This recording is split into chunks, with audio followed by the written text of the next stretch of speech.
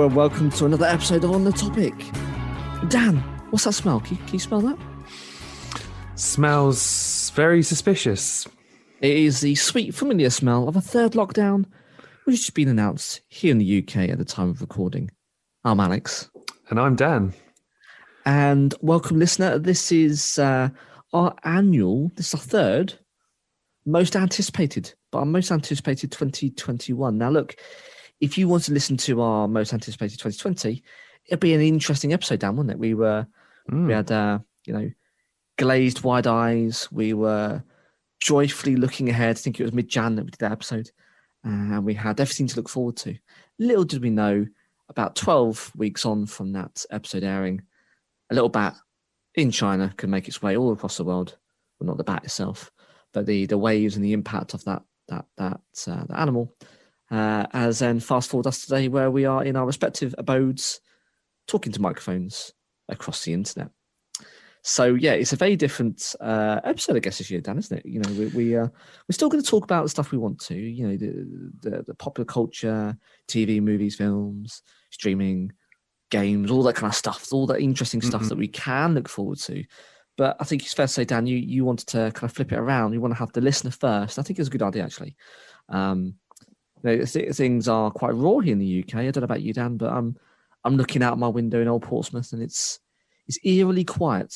Now, not quite as quiet as it was back in March or April, but it's got that feel about it, hasn't it? It's the everyone's locked away indoors, behaving themselves like good British citizens, and it is raw. You know, we've entered to a third lockdown. I think it's only right that we reflect on some of the listeners and what they're looking forward to during 2021. Yeah, I mean, it's slightly different this year. It's not very pop culture orientated. It's sort of very direct at some of the real stuff, sort of real life. I mean, we do have some pop culture recommendations and what people are looking forward to. But, I mean, if we kick things off with the listener, say we've flipped it around this time, which is probably an unusual concept for our podcast. Usually we talk about it and then we sort of talk about the listener, but let's not make it about us this episode. Never is. Never is anyway, your views, your podcast. We've been using that since the very beginning of time in this podcast. So let's start off with Carl. He says he's looking forward to a vaccination. Yeah. Quite apt, really. We've got the second one authorised in the UK for usage and rolled out this week. I think they said something like 1 million. I don't get too topical because it won't age very well, but I think it said something like a million odd people have been immunised in the UK now, and it's already been like a week or so. I don't know, two weeks or so. That's phenomenal, though, isn't it? I mean, look, don't get me wrong. Every government's a shitter. They're doing a terrible job. I wouldn't want to do that job, mind. But to do 1 million people in just a short amount of time, that's some going, isn't it? That's not bad. Yeah. The AstraZeneca vaccine's obviously very hopeful. It can be stored at normal temperatures. They reckon they can roll out about 2 million a week. Big shout out to Brewdog as well. Anyone familiar with the beers? They are opening their bars to people to be able to get vaccinated. I mean, it's phenomenal. What a great job. And it's such a great way for. I mean, they're big business now. They're doing really, really well. But they've got a great brand and a great set of products. But it's such a nice thing for a UK-based company to do, is to roll their sleeves up and go, you know what, we're not in the medical industry, but we can still help. And that is one of the good things about this situation, if there is such a thing. You know, people focus on the negative, and there are some terrible and sad things out there, but there are also some really good things, and that's where you really do see people coming together. I guess it's one of those kind of heartwarming kind of stories that you hear, which you don't really hear enough of, really, especially not in the last 12 months. But it's really, really good to hear that they're digging in and helping us out. Yeah, 100%. Just jab me up, mate. Get us both safe, and then we can get behind the mic again together. I bought some microphones recently. You did? They turned up today. They look very nice, very weighty, very well made. I like a bit of weight. And I think... Bit of girth. That doesn't sound dodgy at all, mate. No. But no, I'm looking forward to us sounding even more incredible after the Zoom calls. That's not even possible, Dan. But no, all things aside, it'd be really nice. This sounds really terrible of me, but really simple just to go down to the fucking pub and have a pint. I don't want to go on a night out. I don't want to go on a binge drink. Just call me an old man. Just sit in the pub in Portsmouth, in the corner, mind my own business with a pint and just have a bit of a chin wag. That's what I want, Dan. Yeah. So yeah, I'm with. Was it Carl? You said Kyle. That was Carl with the vaccine. But funnily enough, your point on the going to a pub and having a pint, that's one of Rob's suggestions as well. That's what he's looking forward to in Good shout, 2021. Rob. I mean, just simple stuff. I'm not asking to go to raves. No people do it anyway, apparently. I'm not talking about going to festivals. Just a quiet pint, nursing that cold, piss tasting lager. It's all about the company and the settings. Totally. So yeah, and if we can whack a mic in there at the same time and record whilst we're drinking, all the better. But yeah, I'm totally with Carl on that one. It's and Rob, that's a year in now, near enough. That's what I'm looking forward to, Dan. Yeah, definitely. I'm going to hit up on Instagram. Salty Waters UK Oi oi. said the anticipated return of Catch Me a Comet. Do tell. Now, if anyone is familiar with Catch Me a Comet, then they'll know what I'm talking about. But if you want to find out more or a little bit more, go and revisit Christmas films. I know it's not quite that festive period anymore, but I mentioned I used to be in this band. So anyway, I can't promise a return of this foursome back on stage playing music. There feels like there's a but coming though, Dan. Yeah, there's something exciting coming. Ooh. It's all happening this week, and hopefully something exciting is going to happen on the podcast. I don't want to give too much away, but friendship dynamics have changed. We all live in different areas of the UK now. It's just not possible. But look, if they are up for getting together, I mean, I've never closed that door. And if they want to play music or write an album or re-record some of the old classics, let's do it. But I just don't think it's possible. But keep your eyes peeled on this podcast. Something's coming. Dangling that morsel in front of us, Dan. But yeah, it should be hopefully in the next couple of weeks that we should be able to do something. Yeah. I've got a busy week. That's all I'm going to say. Next up, on the music front, we've got Pick a Disc podcast, who said, hopefully the return of live music. I mean, it'd be nice. Obviously, we lost Glastonbury last year. We lost Reading and Leeds. I mean, I don't go to any of these festivals, but it's certainly something I look forward to in the summer, is watching the highlights on BBC and getting a cold beer out of the fridge, seeing Fall Out Boy or other crappy bands. Yeah, even close to home, right? So again, I don't want to alienate our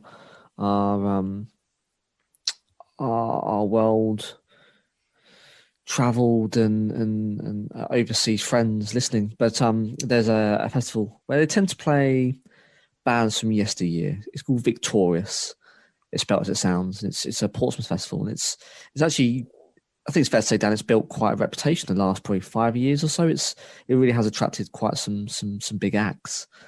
And it's always nice during the summer months just to crack open a window, and you can hear. I'm not sure what you should be able to hear actually where you live, Dan, but especially down in Portsmouth, you can open up the window, and you can pretty much hear the music.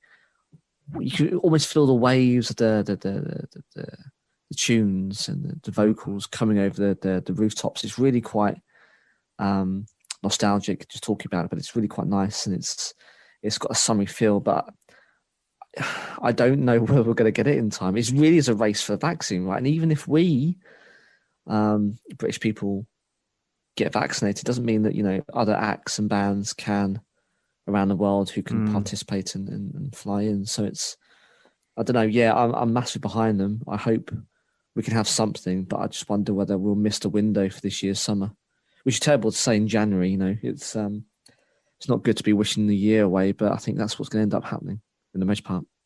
Yeah, I mean, talking about the noise actually from Victorious, I used to live in Southsea, not sort of far from where Victorious used to take place. And I remember one year, I think it was 2018, Prodigy played, and Oh, it wow. was booming. And I think I was trying to watch The Bodyguard on BBC at the time. Great show, by the way. It's on Netflix if you want to watch it. Yeah. It's really good. It's by the same guy that wrote Shark, was it? Line of Duty, I think, or Jed Mercurio. I might be wrong. I'm sure someone's going to write into me and go, "You're wrong, Dan." Fact check him. But no, it does ring a bell. Yeah, it's very good. I think I saw about 3 episodes. I think something else came along at the time. Maybe it was Game of Thrones, the final terrible last season. It took us away from it. But the episodes did see were very, very good. Next up, we've got Joey from Morbid Mundane. Big shout out to Joe. Oh, yes. How's it going, my friend? Right, he's got a couple. One is sort of based around the city. And then we've got some pop culture recommendations or things that he's looking forward to. He said what the council are going to do with the 7 million towards Fratton and Commercial Road. Oh, what? As in redevelopment? Yeah. So the council got given or rewarded £7 million. I mean, if you go down Commercial Road and Fratton, it's a little bit dead. It's a little bit dire. I mean, it doesn't help that the pandemic sort of rinsed us of some big businesses. I mean, it's been on I was talking about this to my wife earlier this week, actually. Shopping centres have pretty much been on decline for the last probably 10, 15 years. And I went into Portsmouth Town, Commercial Road, day before last. What you can do in lockdown is go to a bank or to a supermarket. I went to the bank. It's the first time in bloody ages. Obviously, everything's online now, isn't it? But went to a bank and literally every other shop is boarded up. It's a real sad state of affairs. 7 million ain't really going to go very far. That's not an awful lot of money for redevelopment. And who would have a real life presence now on the high street? But in the UK, at least, retailers are closing their doors, and most of them either moving online or just not existing. So I suspect, Dan, it's probably going to be clubs and pubs and student accommodation, because that's really all you can hedge your bets on, really, in Portsmouth. Yeah, I mean, we've got some fantastic talent that fill this city, and obviously these are people that I'd love to sort of interview in the podcast, and hopefully with potentially Solent Sky Services coming on the show in the near future, that might kickstart something. But if you think about Palmerston Road, I think a lot of the creatives inhabit what used to be, was it John Lewis? Yep, the big department store in the UK. Yeah, we lost one of our most higher brow, should I say, department stores in the old Southsea Village. And that was going to be that was planning, and then COVID struck. Cinema, restaurants, co-working space. Don't know if that's going to happen anymore. No, I mean there's a lot of life and soul in the city. If you look at the sort of sole traders and that, and I mean, hopefully there's something that can happen with them. I don't know, but like I say, I'm not too sure how far the 7 million will stretch, and I think we're all a little bit wary. So we'll see. But going on to the film front for Joey, he said, "I'm hyped on dropping this year with any luck. Mortal Kombat reboot." Now, we know what we feel about reboots, but I mean, the first ones were trash anyway. And gaming films. So gaming films anyway rarely have a successful conversion from the TV screen to the big screen. So yeah, they're not very good. But a lot of people are really looking for it. So the punters are definitely there. It just depends on whether they could do a successful port and do a decent enough script. Next up, he said Space Jam 2, because why not? Yeah. Do you know what, Dan? Not so interesting fun fact. I watched it for the very first time in the summer last year. Really? Yeah. I was gutted I didn't get to see it at cinema. I begged my dad to take me. My dad, he's not really a film guy. He didn't really... I mean, he took me to see Dragonheart. Do you remember Dragonheart? Yeah, I remember Dragonheart. It's a fucking miserable film. Basically, Sean Connery. Sean Connery isn't the voice of the dragon. Yeah. I mean, spoiler alert, look, it's been 30 odd years, so get over it. But he dies at the end. And I was in floods of tears. I mean, I was like 7 or 8 going to the cinema. So my dad wanted me to go and watch that film, but didn't want to go and see Space Jam, which, you know, is just a bunch of Looney Tunes running around with a basketball. But I mean, it hasn't aged terribly well. You can see what they were trying to do. And actually, back in 90, I think it was I was saying, 96. yeah, I was going to say 95, 96. I think they were doing well. I mean, Who Killed Roger Rabbit is a phenomenal film, and that was 97, 98, I think. Could be telling a lie there, but it was around that same time. And in comparison, that one is far more superior. But you know, Space Jam's all right. So I'd be down to seeing the second one. The trailer looks quite funny. It does look quite good. So yeah, I'm with Joe on that one. I'm a bit behind the curve, you could say, a good couple of years, but no, I'm looking forward to that one too. Good shout. And before I give Joey's last film recommendation, people can probably hear banging stuff in the background. It's my next door neighbour. Don't know what she's up to. I mean, if it's not Shy Hawks we have to contend with, it's our neighbours. DIY. Oh no, it's not a very good time of day to be doing DIY. Time of recording, the sun has well and truly set. Let's put it that way. No. Joey's last film he's looking forward to is The French Dispatch for the Wes Anderson style. Don't know what that means, mate, because I'm not down with the kids. No, that sounds like a future cult classic. I know who Wes Anderson is, and I know of his types of films, and they are very culty. But no, I'm not familiar with that one. So perhaps that's one for research, Dan. Yeah, for sure. Next up is Chris. We're sort of going back to the sort of pandemic. What I'm looking forward to might not happen till next year, but going to work without wearing a mask. Yeah. Another fun fact, Dan. I haven't been to work wearing a mask so far. And that's not because I'm not compliant. That's not because I'm not being a good worldly citizen. It's because my place of work don't want us in the office. That's fair, man. And I'm not sure if that's a good or bad thing. Well, I mean, you go in a couple of times a week now, or at least you did. Not too sure what that means for lockdown version 3, but I mean, what's your thoughts? So if you didn't have to go in, would you? If I didn't have to go in? Yeah, so if you had the option to either stay at home in your pants, surrounded by your comic books and your Xbox and your cat, Quill, would you bother going into the office at all? I don't know. I mean, I still go in like maybe once or twice a week. I went in today and then I'm in tomorrow. And I do have to wear a mask. I mean, I'm training someone at the moment that's sort of relieving a bit of pressure on me and my colleague. And you can't avoid being in sort of close distance, so we have to wear a mask. But being in the office is a bit of like a sense of normality. I mean, there's not really anyone there, as you can imagine. I mean, we have to sort of fulfill business critical tasks, so it's just unavoidable. Yeah, but it's nice. I mean, I don't have to go in sort of semi-smart trousers, shirt, and whatever. I just go in my hoodie, my jeans, and my scruffy trainers. But I mean, I'm sort of looking forward to not having to wear a mask anymore. I mean, it gets a bit itchy around the beard. Yeah, I do admit actually, especially these colder months, it's quite nice to have a mask on when you're outside because it keeps you warm.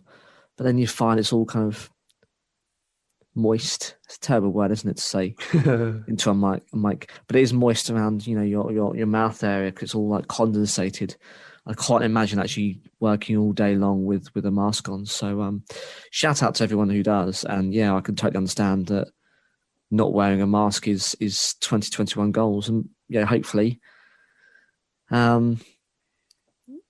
autumn and winter next year, you won't have to. But I guess another question, Dan. I know we're going off topic here slightly, which isn't on brand because we're on topic. But our friends in Asia, Japan, notably, China, Hong Kong, they culturally always wear a mask whenever they are feeling themselves poorly. Even before this, been doing it for decades. Yeah, because they look after one another. They have a culture where they look after one another, and it's quite selfless as opposed to selfish, which is what sometimes you find as you get more west. That's my own opinion, by the way. I totally agree. I went travelling way back in 2008, and China was one of the first stops I went to. And I didn't know until sort of really recently that they wore masks outside. It was mandatory. and you sort of walk around and go, why are people wearing masks? Like, I get it, because it's a bit smoggy in Beijing. Like, it's the equivalent of smoking 80 cigarettes a day. Yeah. So I was probably absolutely rinsing my lungs there. But yeah, no, I didn't know that. I didn't know they wore it if they ever felt ill as well. Yeah, it's not because they don't want to catch off anyone else. Although I'm sure there are some of those people that do. No, it's predominantly because they don't want to pass it on. I just wonder whether that's something which culturally the world might embrace, because masks are the norm.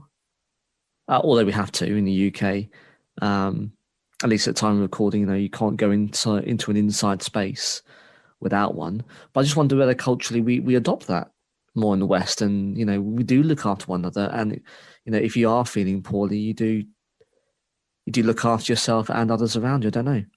I'd like to think so, but it's an interesting question to pose, I guess. Next up, we got Leighton. He said, freedom of movement for me, being able to travel back to see the boys every other weekend and going on honeymoon. Big shout out to Leighton. Leighton's one of my friends. He lives in Northern Ireland now. And one of the struggles is trying to get back to Basingstoke to see his kids. It's heartbreaking, especially when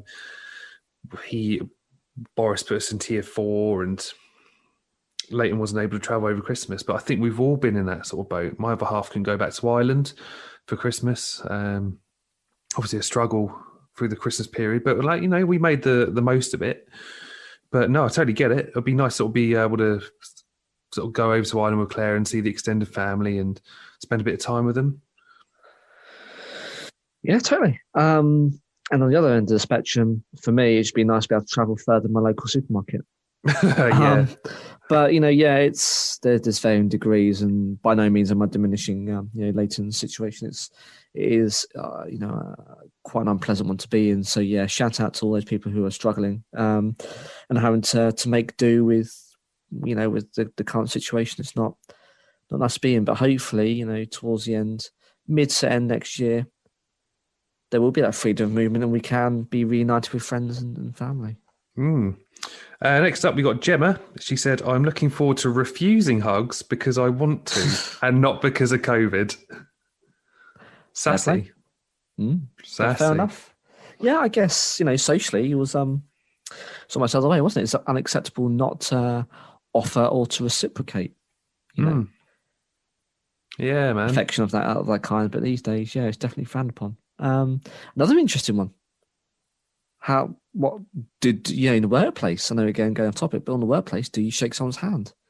This time next year, will we dust off those old kind of traditional forms of greeting? I don't know. Yeah, whenever we used to record together, like I'd rock up at your house, and the first thing we do was like handshake, go in, have a cuppa, and then we'd get down to it. But the last recording, yeah, nothing dodgy. But yeah. Last time we've been able to record safely, or just before lockdown, before we knew how serious this was, it was sort of elbow touch, wasn't it? Quick elbows. Apparently that was introduced in Africa when Ebola was a thing, Was it? Yeah, that's how it's all originated. That's why we started elbowing each other. Or the old heel tap, which is even more odd. But yeah, I don't know whether these things will develop and stay afterwards. Yeah, but no, fair point, Gemma. Why have to hug someone if you don't want to? Exactly. There are positives to come out of this, hopefully. Next up, we got Joel, who is in the Navy. He said, making progress and improving. Well, that sounds like a New Year's resolution. A good one as well. In lockdown, you do hear people thriving and succeeding because they're more focused, because they've got that time and that space to do stuff. I mean, Dan, have you got anything kind of a similar ilk that you want to kind of improve upon or to focus on? Personally for you? Work's always a big one anyway, isn't it? You always want to sort of do quite well and you always want to improve. That's a bit of a cliche, but I think personally for me, I'd like to make progress with the podcast. I think the start of 2021 looks really promising for us. We've got a lot of guests lined up. Need to reach out to Brad again and hopefully get him on. I think he'll be an interesting person. And yeah, I think just sort of see where we go as a podcast, I guess. Because I mean, this is our baby. We sort of cradle it, rock it, feed it, and it's going to become a wonderful thing. Not that it already isn't, Alex. No, bigger things have got to grow and develop and flourish. So yeah, no, agree. What about you? Well, lockdown 3, version 3 in the UK. We're going to be here until at least mid-March. There is an awful lot to do, Dan. So I guess focusing on family, making sure everyone's at least having fun, safe, well, being the best version of a person you could be, I guess, if that's too cheesy enough. But also, work. If we're going to do anything right, then where do you spend most of your time? It's in the workplace, wherever that may find you, either in your spare bedroom in Old Portsmouth or in the civic offices as you are in Guildhall. It's focusing on the stuff that you do or you can influence. So yeah, 100%. Making a difference and a positive one. So yeah, I'm 100% that comment. Why not? Three more, and then we'll start talking about all the pop culture goodness that we can look forward to in 2021. Next up, we've got Luke. Seeing my mates and going down the footy and having a shant again. That would do wonders for me. I mean, if anyone is unfamiliar with the word shant, it's sort of a Pompey term for getting absolutely shit-faced and getting on the beers. Oh, that's all it is. Cool. It's a Pompey word as far as I'm aware of. I should know that because, I'm Pompey born and bred, but I didn't. It's like the term dinlo, which I think is is phenomenal. Or we refer to it as dinny, usually followed by bitch, a dinny bitch. Dinlo. Don't lay anything on this podcast, guys. Dinlo is a silly person of probably low intelligence or ilk. Not too rude. It's probably said, oh yeah, don't be a din. Yeah. But yeah, I'm not quite sure it'd be a podcast episode, but I do like the idea of different regions having different terms. It is odd, just what people say. But yeah, a shant sounds like a good one. Next up, we got Angela. I'm looking forward to seeing Paul and Kelly get married with all of her friends and family there, followed by an amazing party. I think this could be the reunion for everybody. This wedding is so much more than the union of Paul and Kelly. It's the perfect time to bring everybody back together. I mean, that's beautiful, man. Like, that's it. Let's just quit this podcast episode right now. Stop it there. I mean, we've got one more person left. But no, I'm joking. No, I agree. Hopefully it does go ahead, and hopefully, it'd be a lovely way to kind of bring everyone of that friendship group, family group together, and celebrate being able to be as one. So yeah, that sounds like a lovely idea. Two things. I mean, if people want to listen to Paul and Kelly, they were on a Halloween episode with their spooky stories. Oh yeah, they were. Secondly, I have a confession. Uh-oh. I'm going to be a bridesman at this wedding. Yeah. Did I ever mention this in the podcast episode? I don't know, but not sure. But what is a bridesman, Dan? Do you know? It's just a bridesmaid, but I'm a man. Cool. Got on well. I'm in team bride on the WhatsApp group. They're all wonderful. They all put up with me because I'm an absolute hellraiser and a bit boisterous. Always winding people up. But I mean, if anyone wants to know the real reason why I became a bridesman, when they announced their engagement back in, it would have been lockdown 1. Obviously, I congratulated them. I said, shotgun on bridesmaid of honour. And then I pitched this incredible hen do. I can't really remember what it was. I'm sure it was something to do with going down staggeringly good, getting drunk, sculling 3 of the strongest beers you could possibly get in there, and trying not to get Kelly to fight anyone because she will probably punch someone in the throat. And she was like, you shouldn't joke, right? This is now a thing. I was like, what?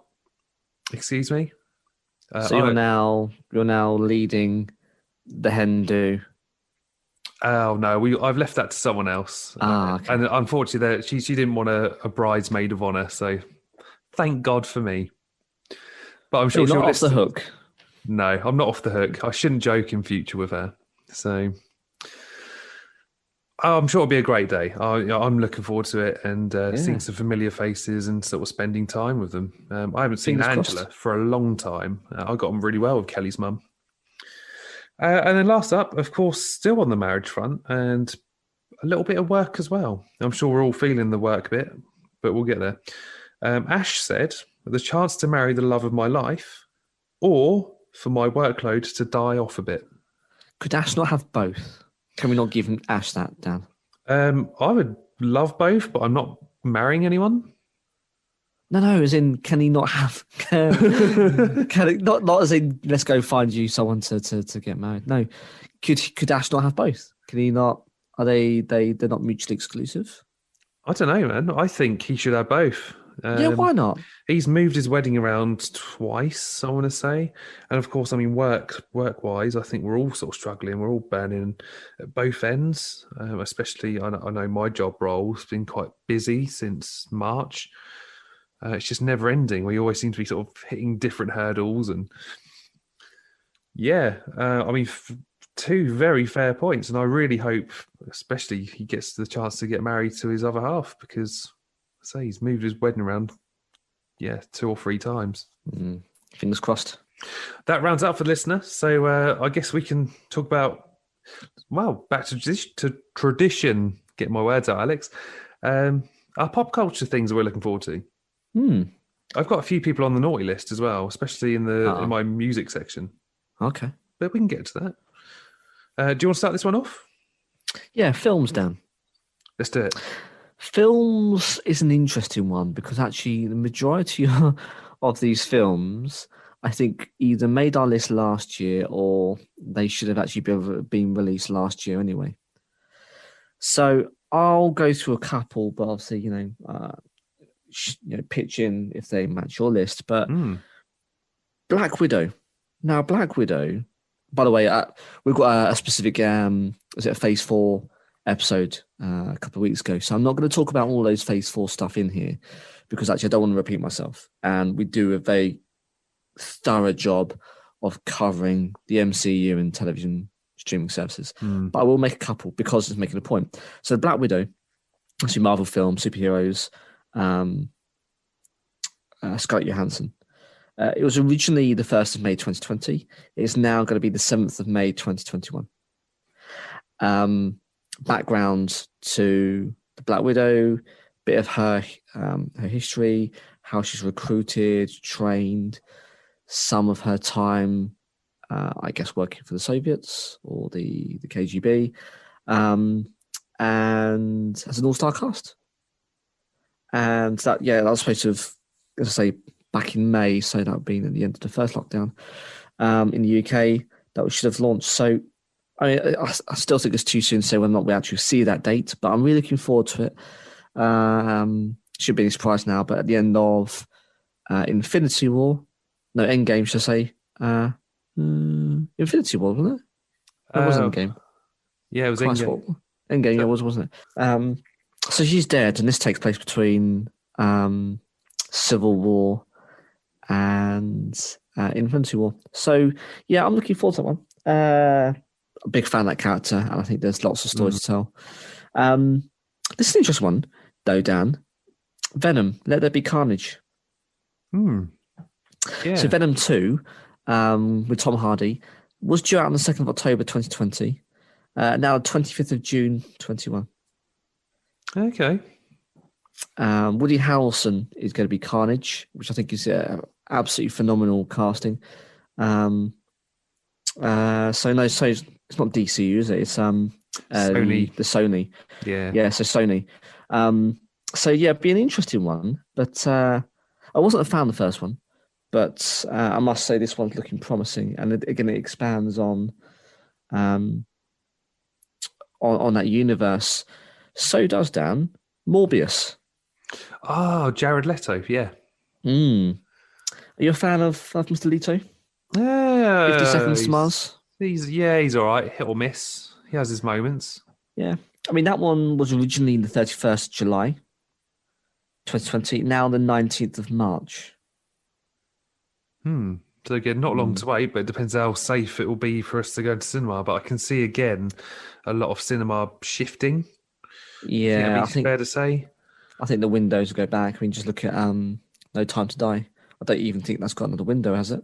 2nd of April it's due, but that has made my list along with Black Widow. Okay. We've waited so long, but again, it's down. I want to be safe going to cinema. You know, I love the magic of cinema. I said this in the Phase Four episode. You know, I don't want to watch it on my crappy little TV. It's not a crappy little TV. You know what I mean? I want to go to the cinema, Yeah, see it on the it's big screen. as it was filmed to do. No, for sure. I don't. I think we might have talked about it before, but if not, it was off air. MGM, Metro Goldwyn Mayer. They offered streaming services something like $800 million for the rights to buy up and stream No Time to Die. Nearly $1 billion they were trying to get back from streaming. Now, Mulan didn't even touch the sides. You know, when Disney Plus tried to do something similar, at 30 pounds a pop, it's now for free. I just can't. You can't command that amount of cash for that medium. Yeah, people are going to watch it, but I don't know. It's anyway. They're looking to sell a lot of their back catalogue and actually sell the company, MGM. So time will tell actually whether we end up ever seeing it in the cinema, where they cut their losses. I don't know. A couple more. So Uncharted. So this is again, we'll talk about gaming films. This is the port, the Tom Holland and Mark Wahlberg outing from the PlayStation franchise. Brilliant games from Naughty Dog. One of my favorites, if not my favorites, on the PlayStation. If anyone decides to jump on the old fanboy bandwagon, I've got both an Xbox and a PlayStation, so Boom. I'm well entitled to for my opinions. But is they undisputed the best studio in storytelling, and actually, I think in the gaming industry in the last 10 years. That was originally back in the 10th of June 2016, the 30th of June 2017, the 18th of December 2020, and now they're saying the 5th of March 21. But again, that's just around the corner. Not sure about that one. And I'm going to go left field, Dan. My last one's going to be left field. I did this last year with Underwater.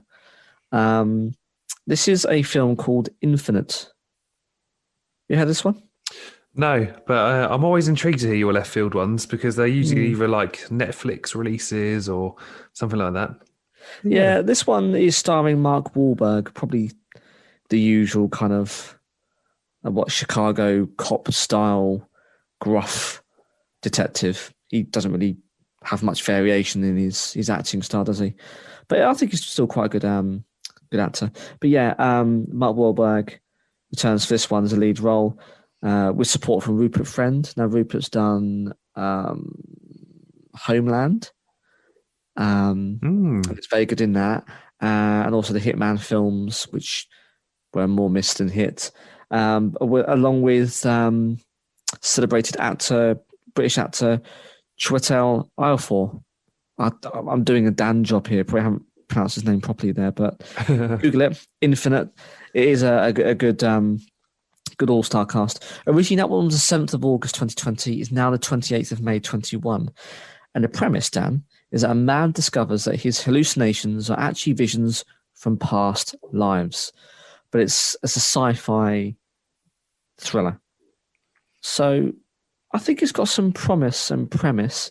Not much more is known about it. I don't even think there's a trailer out at the minute. It's got to drop very soon if they're going to make a dent. But it's arguable whether or not they'll actually release in May if there's no trailer at the minute. So yeah, we'll see. But yeah, those are my picks, Dan. But how about yours? I've only got a couple more to add to the films. Obviously, Spider-Man, the sort of Far From Home sequel. I think that's out December 21st, 22nd. Yeah, I think that's more likely going to hit that window, isn't it? Because Holland, I think, is now available for filming.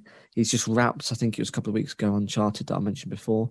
And there's lots now leaking out about past Sam Raimi Spider-Verse actors joining the roster. So I think we'll see it.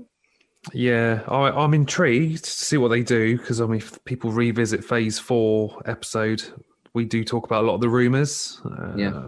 I'm skeptical. I don't want it to be absolute dog shit like some of the last sort of Spider-Man films.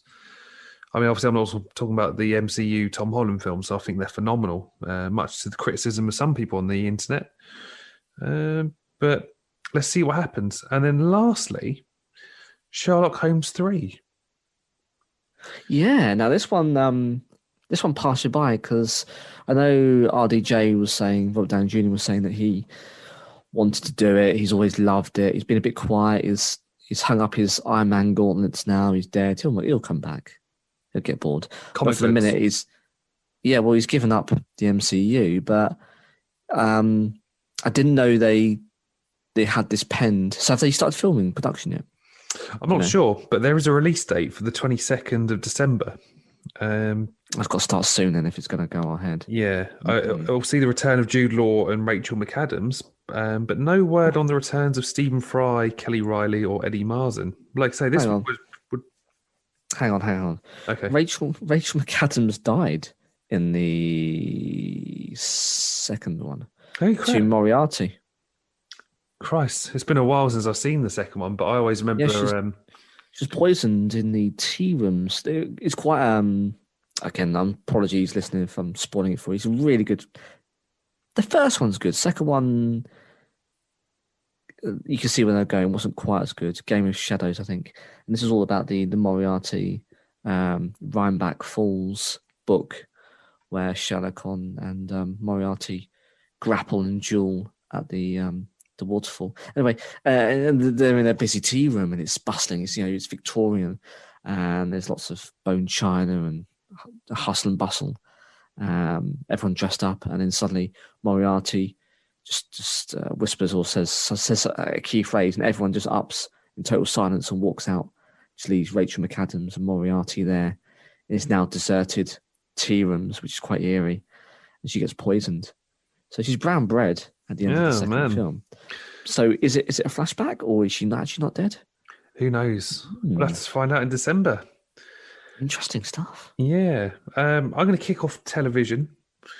Obviously, it goes without saying, I'm looking forward to WandaVision, which starts on the 15th of January on Disney+. Falcon and the Winter Soldier and Loki. But say if you visit on the topic episode 9, we discuss all that then. The only thing I would say though, Dan, WandaVision made mine. So the only thing I would say is that it's on Disney+.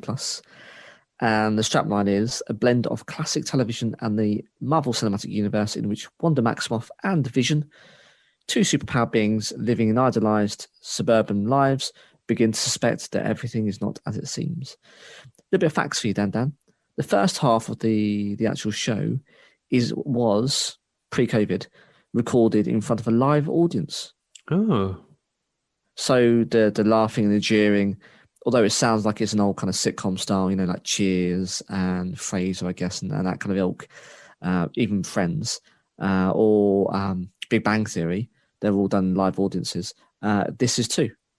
So awesome. they kind of bring that kind of that. It is really, really cool because you don't really get it these days, do you? Audiences usually like canned tin laughter, isn't it, they say? But the first half of the series is. So when you hear it, remember what we said, it's live. And the other thing is the budget. Guess the budget, the amount of dosh they put into this one, Dan. How big or small are we going here? Pretty big, mate. Because it's Marvel. Yeah, I was going to say, I'm well off the mark when it comes to me sort of guessing budgets. Let's go. Go big. Go big or go home. Let's go for 500 mil. Oh, half it. 250. $225 million so far and counting. Oh, wow. They're put behind this one. And it's over 9 episodes. So it's going to happen. They're being pushed back. And that's why it's made my list. That's why I'm going to talk about just a little bit about it. More so than we did in the previous episode for the MCU Phase 4, because, it's a big bucks. And it's the first foray into kind of the streaming from the silver screen now to streaming. And I think this will really prove a point as to whether or not they'll continue this past 2021 to 22. So, yeah, I'm really looking forward to WandaVision, Dan. But coming away from Marvel completely, my next three things I'm looking forward to. First up, Line of Duty season 6. Oh yes, you're a fan, aren't you? Yeah, should be back early 2021. I mean, no confirmation on that yet, but if people want to watch it, seasons 1 to 5 is on BBC iPlayer for our UK listeners, and I think if you've got Netflix, you should be able to get seasons 1 to 4. But it's a cracker, Yeah. absolute mind bender.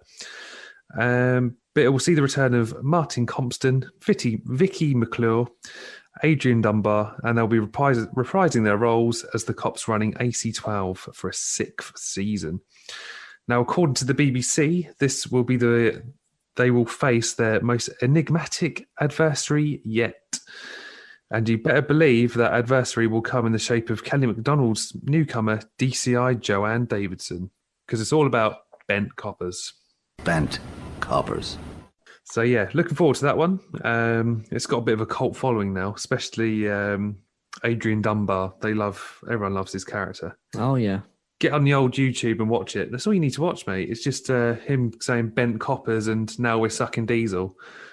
Next up, Sounds ill-advised sucking diesel, by the way, Dan. We just want to say we don't encourage anyone to do that who's listening. That's not healthy. Yeah, and if anyone thinks Trump advising to drink bleach is a thing, yeah, don't do that either.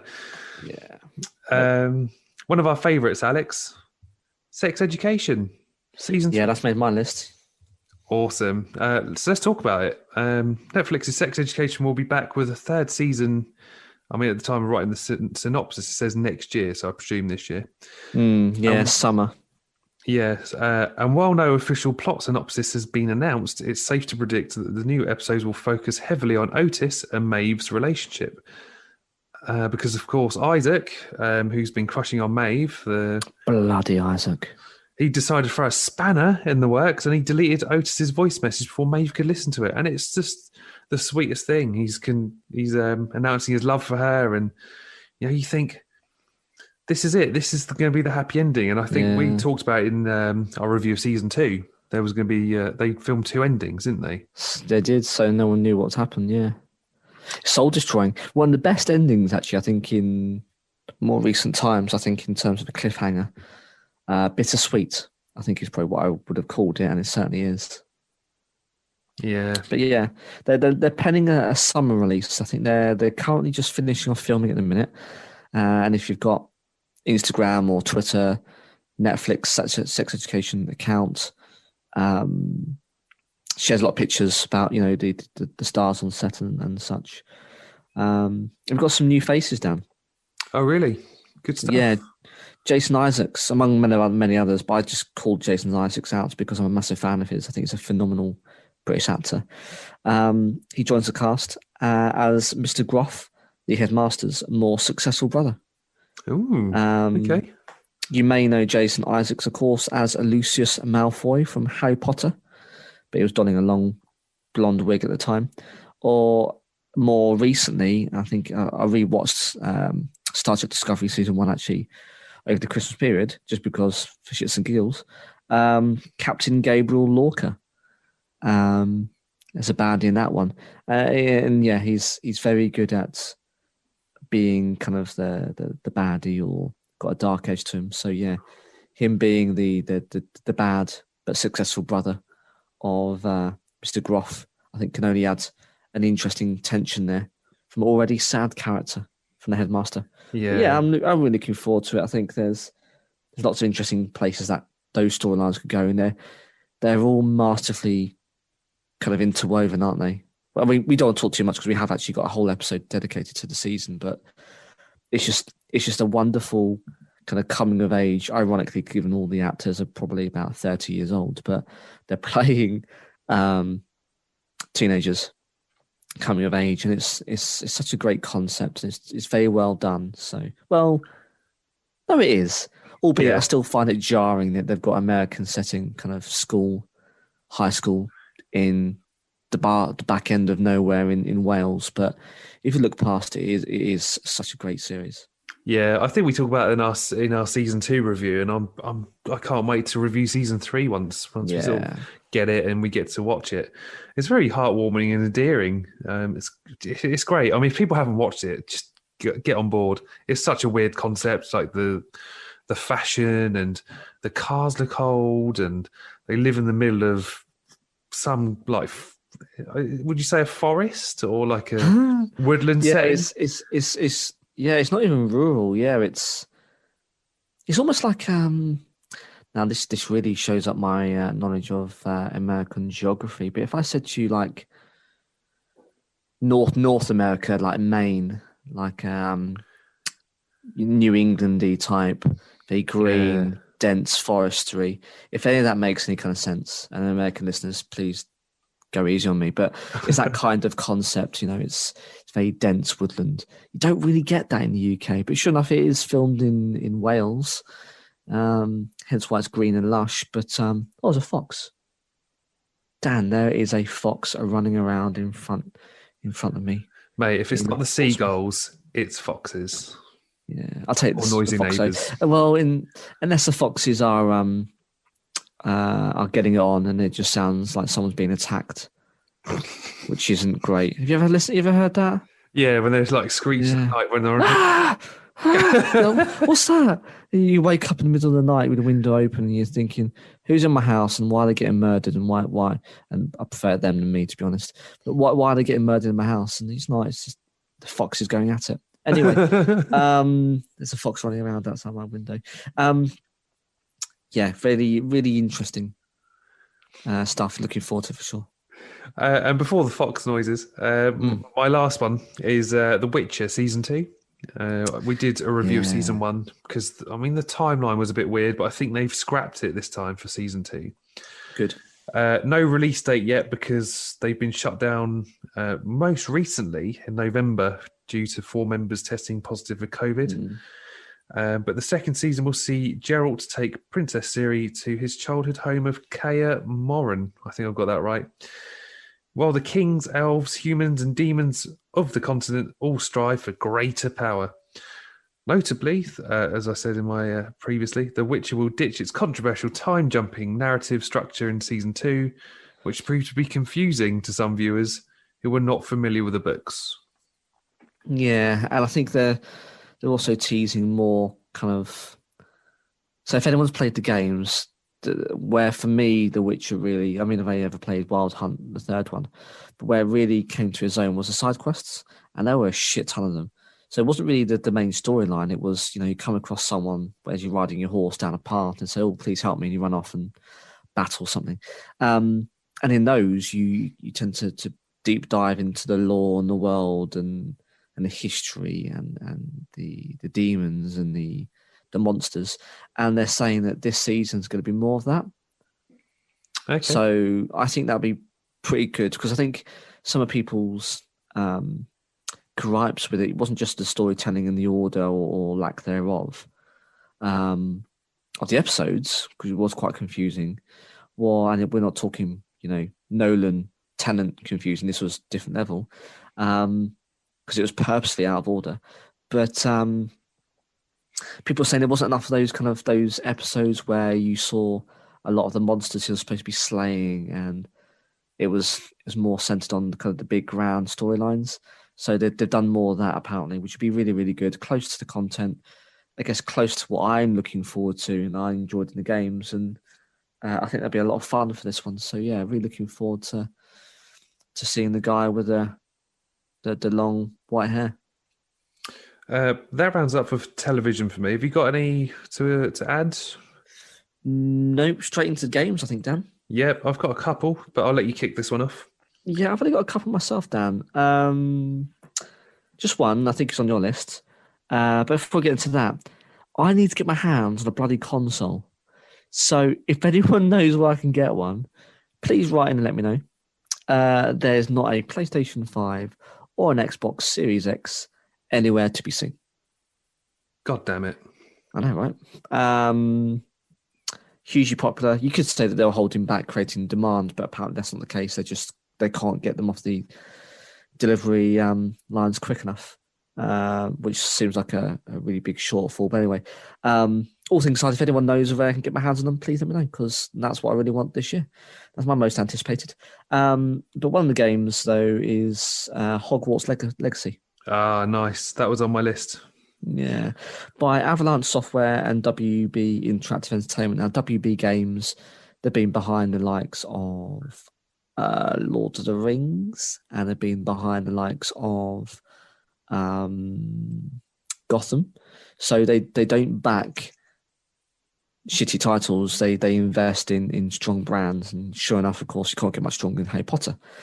But interesting enough, Dan, they have actually distanced themselves from J.K. Rowling, and quite rightly so, because the woman's a bit of a prick. Oh, she's her what I whole was going to say. Wank puffin. Oh, massively. Her whole kind of denial of people's identity and gender, and it's just for someone who talks about inclusivity and about bloodlines and muggles, and mudbloods, people who have mixed race from, in terms of the magical world, and it's frowned upon. Someone who doesn't recognise and only sees two genders is an absolute, well, there's only so many E's you can slap onto this episode, so I won't use any other kind of expletive language, but I'm really disappointed, it's fair to say.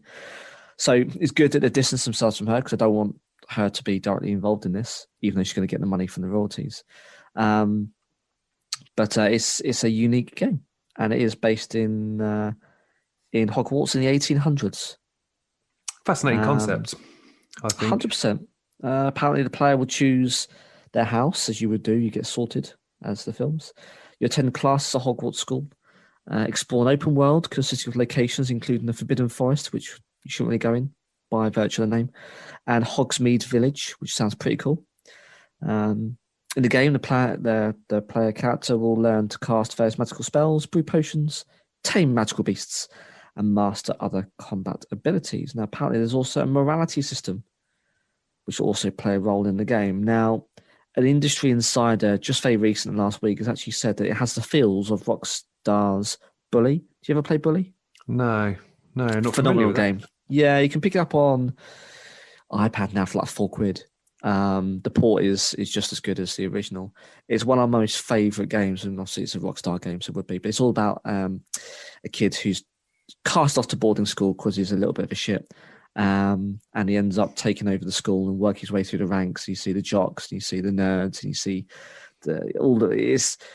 it's tongue in cheek. It's very dark comedy, but it's very, very good. And you run around putting alarm bells, and it goes through the seasons and through the years, and it's great. It's a great game. But anyway, apparently it feels like that. It feels like that, and I love that game. I can't wait for this one. So that one's at the top of my list, Dan. Yeah. Looking forward to that one. That made my list. And lastly, from me, Gotham Knights, again made by Warner Brothers Interactive. Again, they don't put their money behind shit titles, and they did the Arkham Origins, didn't they? Yep. I can't remember the three titles. I think one was like Arkham City, and then you had Arkham Asylum, the first one. Asylum, Origins, and City. City was the last one. I really enjoyed it. Highly polished. The combat system, the fast, free-flowing combat system is phenomenal. So much so that other games, like Spider-Man, for instance, and PlayStation 4, have used the same combat system. The dodging and the parrying. It's market leading in its design. So no, I think they did a demo, didn't they? Was it the summer they released the trailer, the gameplay trailer? Yeah, it looked phenomenal. So I mean, yeah. I do like the Batman games. I mean, I'm a big Marvel fan. Don't get me wrong. And I think it's fair to say we both uninstalled the Avengers game recently. It's just it's dull as dishwater. There's not enough content. The storyline wasn't long enough. So I'm looking forward to this one. I don't think it's actually tied to the Arkham series, but it takes place sometime after Batman's apparent death, with the GCPD having grown corrupt following James Gordon's death. There is a rise in crime and lawlessness in the city, leaving Batman's allies, Nightwing, Batgirl, Robin, and Red Hood, as the only ones able to restore justice in Gotham and prevent it from descending into chaos.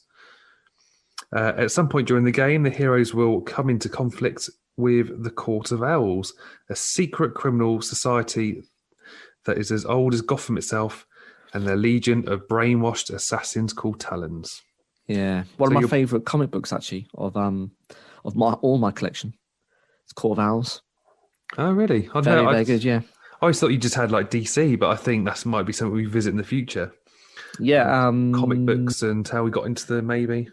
When we can exchange and share, I will lend you those if you don't buy it beforehand. It's a great storyline. It's exactly as you described, but it's almost as though the carpet's been pulled underneath Bruce Wayne. He thinks he's his family, the founder of the city of Gotham, and he's not. And this enemy has been lurking in the shadows, waiting to pounce, and he doesn't see it coming, and he's exposed. It's a great story. They teased, I think, a bit of it in was it City? Was it Origins? One of them they teased it. No, this is going to be really, really good. So looking forward to a great storyline. I tell you, I do have one more on my list for games. Now, at Christmas, I became an owner of a Nintendo Switch, thanks to my brother. I didn't ask for it. It was never on my wish list. I'm easy to please, Alex. I'm 35 now. All you've got to do is buy me some Marvel graphic novels, and I'm done. A couple of beers. And a couple of beers, yeah. Give me some craft beers. But anyway, it was the last present I opened, ironically. Size of a shoebox. I thought, that's the trainers I've asked for, clearly. And there was like a slight bump on the top. I thought, he's probably like been lazy. He's wrapped a graphic novel on top or something. And I opened it and I saw this Switch and I sort of felt a bit emotional. I was like, I don't understand. Like, why has he got me this? So I sort of messaged him. I was like, mate, this is incredible. You didn't have to spend this much money on me. He said, look, I'm just preparing you for the next lockdown. He wasn't wrong, really, was he? Because look where we are now. And I've been working a lot over 2020 and had a bit extra money kicking around. I got your Switch. Brilliant. Wow. Great brother. Getting retro, started playing Mario 64. There was another Zelda game, and I've recently bought Breath of the Wild. So I'm a big fan of Zelda, as you can tell. But there's rumours that Nintendo could be releasing a bit like the Mario series. It's going to have Ocarina of Time, Majora's Mask, and The Wind Waker. Be phenomenal. So fingers crossed, because I loved all three of those games growing up as a kid. I love my nostalgia. I think that's fair to say when people listen to our episodes, we both love nostalgia. So keeping my fingers crossed. But that rounds up for games. You got any music? No, over to you. Mate, they're all on the naughty list, but I think there's a few which I can explain. Now, if we all rewind to most anticipated 2020, now some of these actually appeared. I think 2019 as well, Alex. Oh, yeah. I'm looking at you, natives. You're still on my naughty list. You've been teasing new music for a while, but apparently it's coming soon. So please, lads, let it be 2021 because your music not is soon banging. enough. People can check them out on Spotify. Go check them out. Listen to some epic tribal pop. That's all I can say. Blink-182 still on my naughty list. Although they did release an album in 2019, but 2020, Alex, they were supposed to release an EP with sort of various guests. Still waiting, mate. Still waiting. Next up on the naughty list is Angels and Airwaves. They did release a couple of singles in 2019, Rebel Girl and Kiss and Tell. Good singles, worth checking out. But I think they're sort of just wrapping up the album now. Obviously, COVID sort of played a part. But Tom actually announced it was going to be released with a film, which is written and directed by the man himself, called Monsters of California. And I think at the time of recording, Alex, I'm sort of mooching on my phone before we start recording, and I think they're looking at a spring release. All right. But there is also going to be a documentary which I think Peter McKinnon's wrapping up on, or he needs to get more footage, but he's still on it. It was in his latest YouTube update. Looks really good. So I'm sort of excited for the future of Angel Airways, but let's just stop putting everything on pause and just get done. Stop teasing us, guys. Stop teasing us. Give some good content. A band that I mentioned at the start of the year in my solo episode of bands to sort of go listen to, Hot Milk. Oh, yeah. They are currently working on their second EP. Absolute banger. Their first EP. They got some singles as well. Check them out on Spotify. Good stuff coming out of Manchester, band-wise. I know the music scene sort of a bit flat at the moment due to the situation, but yeah, band to keep your eyes on. I think they're going to blow up. Last but not least, of course, my favourite, the Gospel Youth. They teased back in November on Twitter that we'll have something ready very, very soon. Of course, they've got a new front man. I don't know if they've replaced their guitarist. A lot of shit happens where they kicked the front man. I'm not too sure of the full story. I mean, this is why I'd love to get them on the show, as I I will mention in our future Q&A, which we recorded in the past. Time traveling in. Don't do that again, Dan. Yeah, let's not get confused. But I mean, I think there's plenty to look forward to in 2021 if things don't get cancelled. And a lot of it with if you listen to our most anticipated 2020, there would be some familiar names, titles, artists, films, but it's just the nature of what we're dealing with here. And no doubt some of the things we talked about in this episode will feature in our 2022. But that's just the way it is. But look, we've got to look ahead. And there are some positive things to come. The end is in sight. I think the key is down just for us to hang in there. If we're all going to be good law-abiding, worldly citizens, ride it out and look forward and have that good old British stiff upper lip and get your head down and march through. I don't want to wish the year away, but there'll be an element of having to sit this one out. But we'll get there soon, Dan. Yeah. Along the way, there'll be some exciting stuff coming, as we talked about. We'll keep everything crossed. We'll see what happens. But of course, if people want to get involved, we're on Facebook, Twitter, and Instagram at On The Topic Pod. Nice and simple. And of course, we've got email, which is at onthetopicpodcast@gmail.com, or you can leave a message through Anchor. So be like some of our previous guests, you can leave a voice message. Yeah, in the description below, we've got the link. All you've got to do is click on that link, activate the use of the microphone, and you can be part of the show. Speaking of which, Dan, we've got some episodes lined up in the coming weeks. As you say, we've got the Q&A with Leah. That should hopefully be landing probably in the next couple of weeks, I suggest. Just got a written version that should hopefully be on the website shortly for everyone to read. So looking forward to that. Thank you, Leah.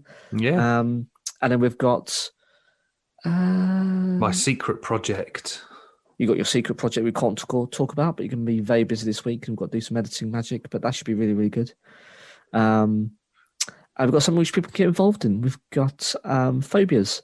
So we'll be doing phobias pretty soon. So going left field, down the rabbit hole, once again researching some of those weird and wonderful phobias. So if you want to share any with us, then get in contact, let us know on the socials.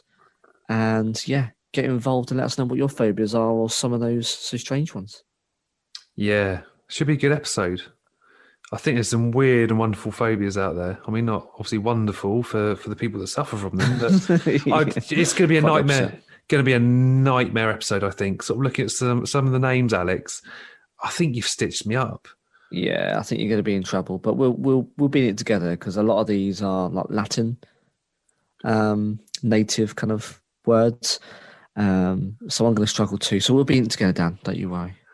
But no, a really good episode to kind of learn and to kind of understand and for people to get involved in because everyone's scared of something. If you're not scared of something, I think that's just a load of horseshit. You're going to be scared of something. So yeah, no excuse. Everyone get involved. Let us know what your phobias are. I think you've already had a couple, haven't you? I mean, you put it up in your Facebook story. I have had a couple. I can't tell you too many, but an interesting one, Dan. It's actually got a name. is the fear of pasta. Oh. Yeah, of people consuming or being around the item of food. Interesting. I can't find a name on here, but yeah, it's someone's phobia. So not to demean their phobia. Obviously, they're worried and they're concerned by it. It is a little bit of an odd one, very niche, but of course, reach out and let us know. We'll be keen to hear from you. Yeah, 100%. But I guess for another week, I've been Alex, and I've been Dan. I will see you next time.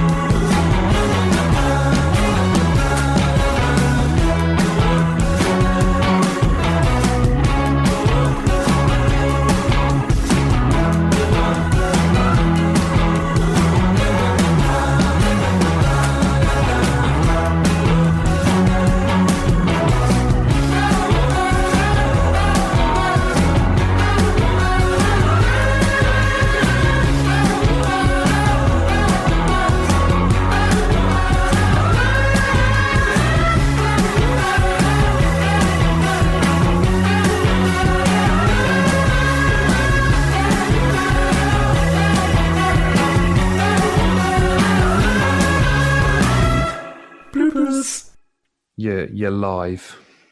Oh crap! I've now got sweaty palms. Okay.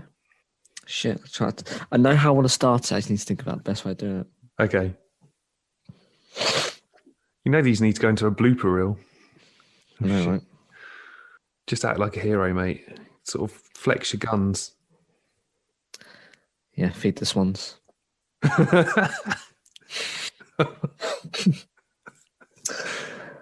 Hello and welcome to another time of recording. I've been Alex. And I'm Dan. Oh, shit. I've been Alex. Fuck my life. I've given you my nerves to reach out from all the other episodes, Jesus. Hello. We'll get there in the end.